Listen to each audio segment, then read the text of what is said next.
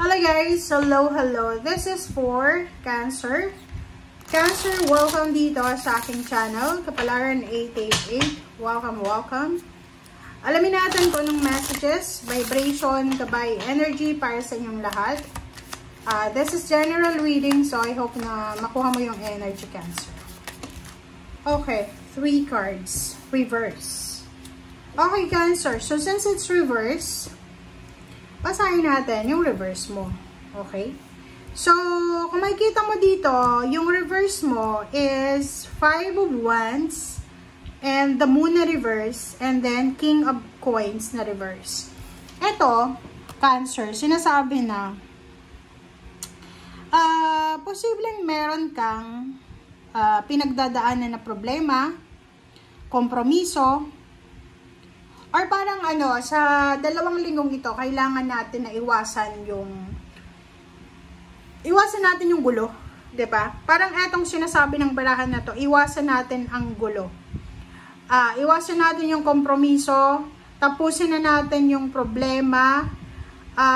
Kung may mga emotional or financial problems kayo, sinasabi ng barahan na huwag tayong magpadalos-dalos sa mga decision making natin.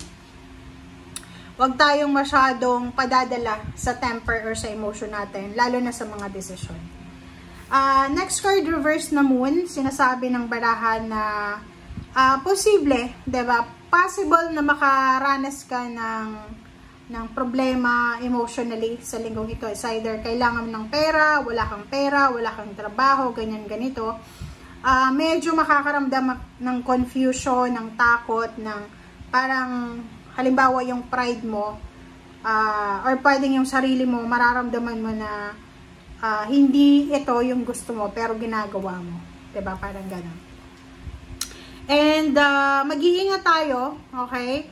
Ito yung kailangan nating pag-ingatan, guys, kasi tingnan mo siya, sinasabi ng bala sa atin, ito yung pwedeng mangyari. Pwedeng emotion, pwedeng mindset, ang pwedeng mangyari. Ito sa usaping pera, iwasan nating maging materialistic. Iwasan nating maging greedy sa pera. Huwag tayong masyadong tumingin sa salapi. Ang hirap na to. Mahirap gawin siya, lalo na sa panahon ngayon. Hindi ka naman papayag na tumambay na lang, diba? So, yung pagiging materialistic, pwedeng lahat ng tao meron dyan sa ngayon, lahat materialistic ngayon kasi diba, ang inflation ngayon, sobra-sobra. Ang mahal ng bilihin sa ngayon, diba? Kung hindi ka maghahangad ng magandang trabaho, magandang sweldo, wala, ikaw yung talo, diba? So, sinasabi ng bara sa atin na mayroon dito na Cancer na it's because of takot. You have fear na mawala ng trabaho, takot na maghirap, maggutom, hindi makabayad sa mga bills, hindi mapag-aral yung anak. Possible na maging greedy and materialistic ka. But, nakikita ko siya dito na manageable naman siya. Manageable. Ikaw naman yung may alam noon eh. Kasi kung makikita mo dito, sinasabi ng barahan na kaya mong kontrolin ang sitwasyon. Kaya mong kontrolin ang iyong emotion. Depende sa kung ano ang nangyayari sa kasalukuyan. Maybe yung past mo, na-control mo siya, but yung current situation, hindi mo kayang kontrolin. But, sinasabi ng barahan na okay lang daw yun. Diba? Sabi na eh. The Star. Eto yun eh. Punong-puno ka ng pag-asa. Punong-puno ka ng pangarap sa buhay. Lahat ng tao, ang nakikita ko dito, mag-iingat lang kayo, Cancer, kasi possible kang gumawa ng isang bagay, ng isang solusyon sa pangarap mo sa buhay or solusyon sa problema mo financially kasi responsable ka, kasi ayaw mong magutom yung pamilya mo. And ang solusyon na to ay pwedeng maging rason para maging confused ka. And hindi sa pagiging greedy naman siguro. Pagiging responsible siya. Okay? Wheel of Fortune. So, sinasabi ng bara sa atin na mayroon dito na mga Cancer na maybe pagod na kayo. Oh. Diba? Mayroon dito na Cancer mayroong cancer na ikaw ay punong-puno ka ng pangarap sa buhay. Kung may anak ka, asawa, sa pamilya, sobra-sobra yung pangarap mo para sa pamilya mo, which is naghahangad ka talaga ng pagbabago. Pwedeng sinilang kang mahirap, hindi nakapag-aral, or pwedeng nakapag-aral pero dumaan ka sa hirap ng buhay. So ngayon, as a parent or pwedeng as a sibling, gusto mo ibigay sa mga kapamilya mo yung para sa kanila na hindi mo nakuha. But Nine of Swords, nakikita ko siya dito, same din dito sa The Moon, na meron sa inyo Cancer na nagkaka-anxiety na kayo eh. Nagkakaroon na kayo ng problema eh. Namumroblema na kayo eh. Kasi, hindi nyo na alam kung ano yung gagawin nyo. And Nine of Pentacles, sinasabi ng bara sa atin na pera ang kailangan mo eh. 'Di ba? Tingnan mo, sobra-sobra yung pangarap mo sa buhay. Gusto mo nang magbago yung sitwasyon mo financially. Hindi ka makatulog sa gabi, hindi ka makatulog sa umaga, pumapayat ka na kasi namumroblema ka sa salapi. Wow. Please comment down below if you resonated dito, Cancer. Pera yung problema mo. Kailangan mo daw magpakatatag. You need to be strong. You need to be courageous. You need to be strong.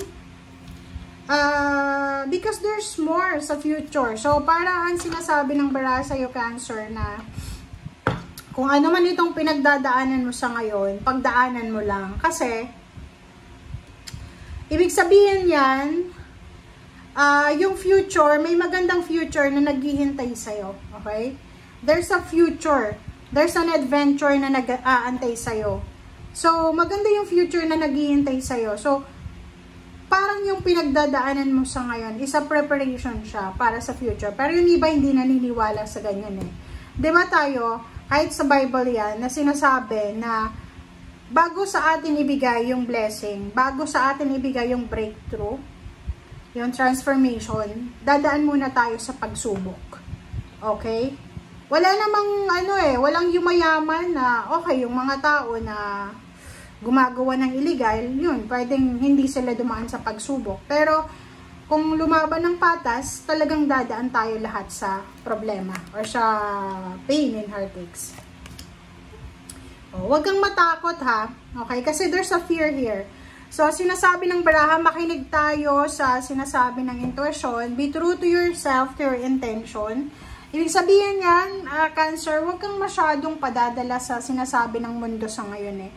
Ang problema lang sa ngayon is yun, because of social media, parang kailangan nating makipagsabayan ba sa kung anong nakikita natin. But if I were you, isipin mo na yung social media is fake yan, guys. Kung anong nakikita yung mga pinopost ng mga tao, yun lang yung gusto nilang i-post. Hindi naman nila ipopost yung ayaw nila. Unless na sila ay mga influencer na gusto nilang tumaas yung kanilang mga viewers or income, talagang gagawa sila ng drama. Pero kung hindi naman yan artista, like kapitbahay mo, kaklase mo dati, katrabaho mo dati, yung ipopost yan, just to brag, lahat ng maganda. Pero hindi mo alam na fake yun. Okay? Walang sino man na magpo-post na pwedeng ikasira nila unless naghahanap sila ng atensyon. Okay? So, thank you guys for watching and see you again. Bye!